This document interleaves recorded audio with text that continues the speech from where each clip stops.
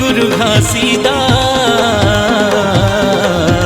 तोरे जय बोलावे हो छत्तीसगढ़िया समाज। तोरे जय बोलावे हो छत्तीसगढ़िया समाज। जुग जुग ले ना तोरे रही अमर सादा झंडा लहराही लहर लहर।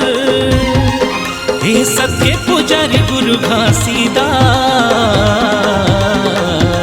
तोरे जय बोलावे हो छत्तीसगढ़िया समाज। तोरे जय बोलावे हो छत्तीसगढ़िया समाज।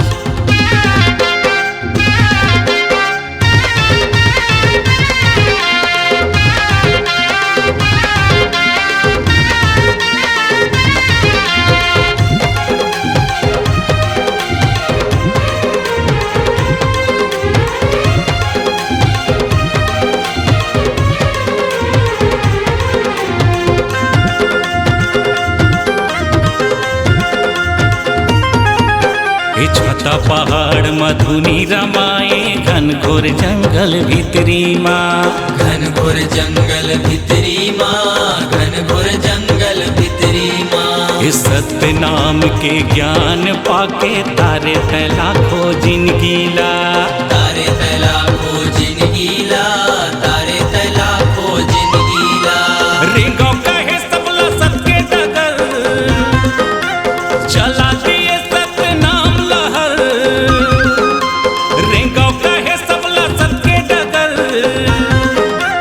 चला दिए सत्य नाम लहर। तोरे महिमा है भारी गुरु घासीदास तोरे जय बोलावे हो छत्तीसगढ़िया समाज। तोरे जय बोलावे हो छत्तीसगढ़िया समाज।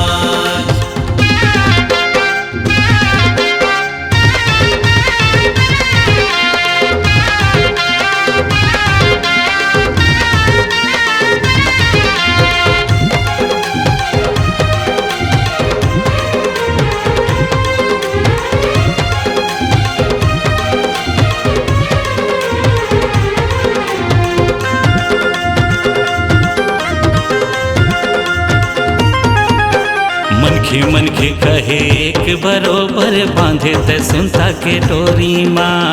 बांधे ते सुनता के डोरी माँ, बांधे ते सुनता के डोरी माँ। दिन दुखिया के दुखला तहरे अमृत भावे तोरे बोली माँ।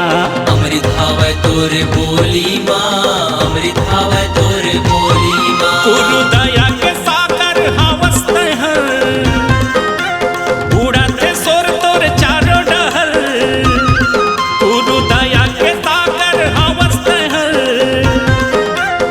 उड़ाते सोर तोरे चारों डहर। हे सत्य अवतारी गुरु घासीदास तोरे जय बोलावे हो छत्तीसगढ़िया समाज। तोरे जय बोलावे हो छत्तीसगढ़िया समाज। जुग जुग ले ना तोरे रही अमर सादा झंडा लहराही लहर लहर। हे सत्य पुजारी गुरु घासीदास तोरे जय बोलावे हो छत्तीसगढ़िया समाज। तोरे जय बोलावे हो छत्तीसगढ़िया समाज। तोरे जय बोलावे हो छत्तीसगढ़िया समाज। तोरे जय बोलावे हो छत्तीसगढ़िया समाज। तोरे जय बोलावे हो छत्तीसगढ़िया समाज। तोरे जय बोलावे हो छत्तीसगढ़िया समाज।